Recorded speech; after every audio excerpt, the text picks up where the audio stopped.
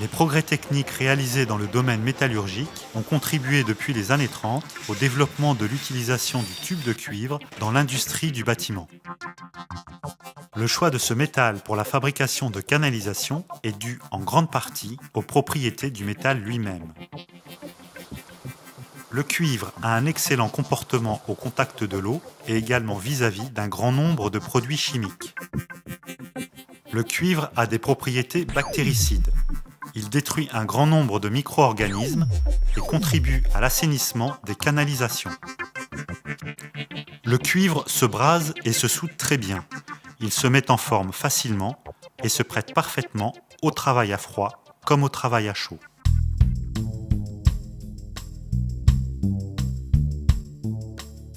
Ces propriétés ont fait du tube de cuivre un matériau électif pour les canalisations employées dans les bâtiments.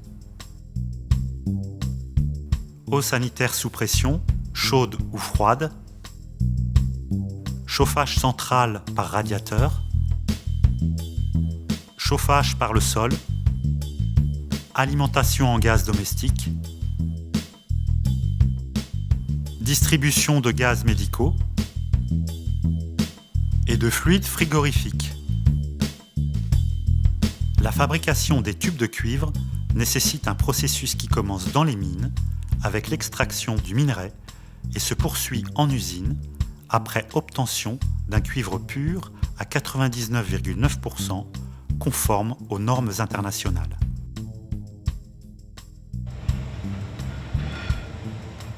La première étape consiste en l'obtention de billettes.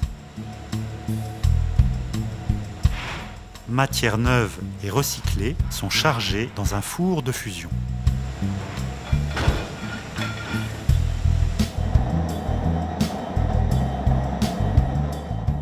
Grâce à des brûleurs à gaz, la température est amenée au-delà du point de fusion du cuivre, soit 1083 degrés Celsius.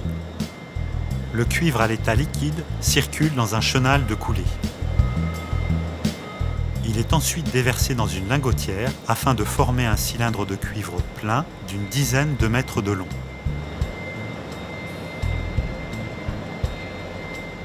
Une circulation d'eau permet de refroidir le métal qui se solidifie rapidement.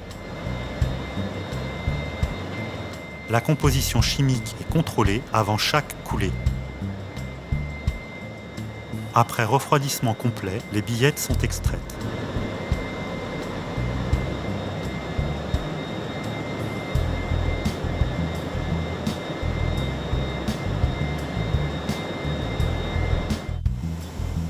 Elles sont débitées en blocs de 450 kg environ et sont soumises à plusieurs procédés de transformation.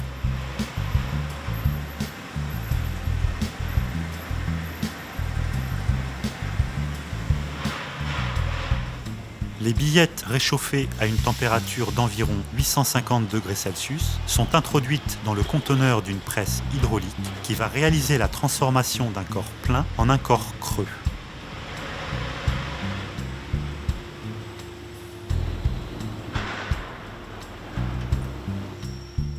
Le métal s'écoule entre une filière et une aiguille sous l'effet des 3150 tonnes que développe le piston de la presse.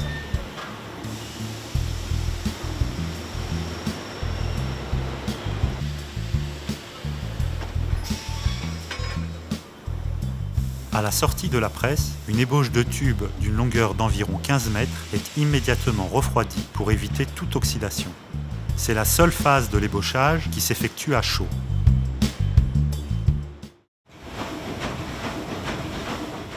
Les opérations qui suivent sont uniquement effectuées à froid.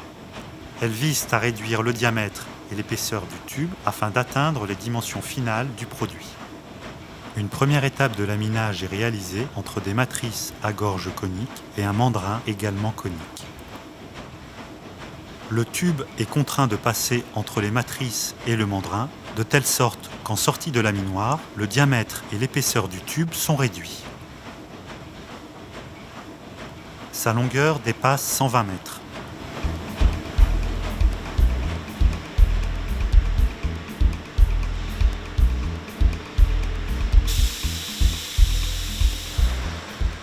Le tube ainsi obtenu est enroulé dans des grands paniers puis stocké. Suivent ensuite plusieurs opérations d'étirage.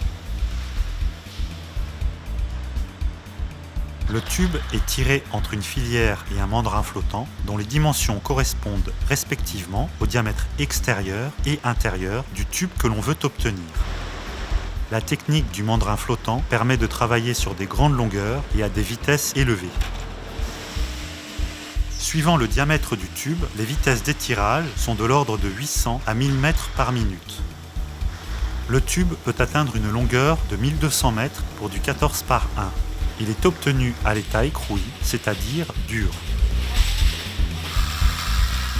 Il est ensuite repris sur des lignes de finition afin d'être redressé et débité, soit en longueur droite, soit en couronne.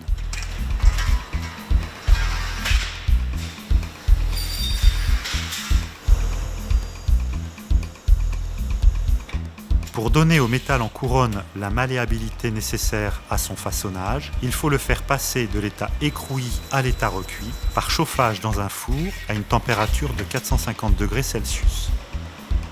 À la sortie du four, après refroidissement, la couronne est reconditionnée sous film plastique et emballée. C'est la norme européenne EN 1057 qui spécifie les caractéristiques des tubes de cuivre utilisés dans le bâtiment.